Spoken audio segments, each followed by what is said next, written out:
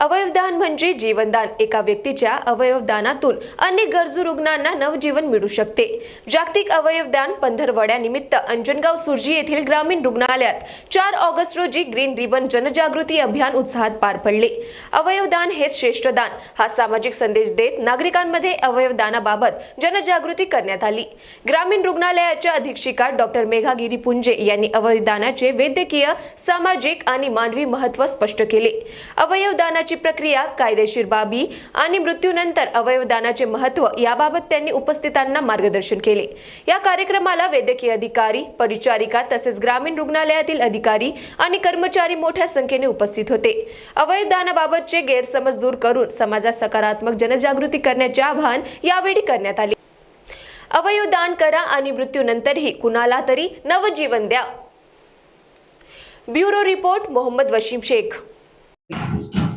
मी doctor Megha Giripunje, वैद्यकीय अधीक्षक ग्रामीण रुग्णालय अंजनगाव सुर्जी इथे कार्यरत आहे।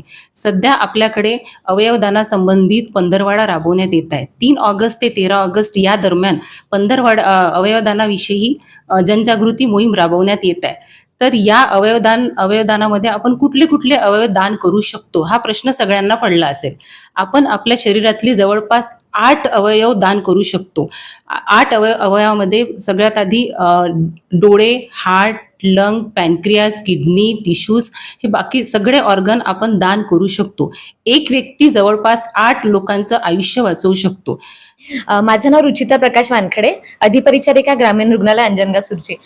सध्या संपूर्ण महाराष्ट्रामध्ये जागतिक अवयवदान पंधरवडा साजरा करण्यात येत आहे। त्याबद्दल आपण ग्रामीण रुग्णालय अंजनगाव सुर्जी येथे वेगवेगळ्या दिवशी आपण प्रोग्राम्स राबवत आहोत। त्यासाठी सगळ्यात आधी 3 ऑगस्टला आपण उद्घाटन केलेलं आहे। त्याच्यानंतर जितकेही आपले कर्मचारी हॉस्पिटलमध्ये कार्यरत आहेत त्यांचं देखील आपण रजिस्ट्रेशन केलेलं आहे आणि त्यांना देखील त्यांच्यामध्ये देखील आपण जनजागृती केलेली आहे। त्याचप्रकारे ओपीडी मध्ये येणारे रुग्ण आणि त्यांचे नातेवाईक यांना देखील आपण दररोज माहिती सांगत आहोत आणि त्यांना प्रोत्साहित करत आहोत।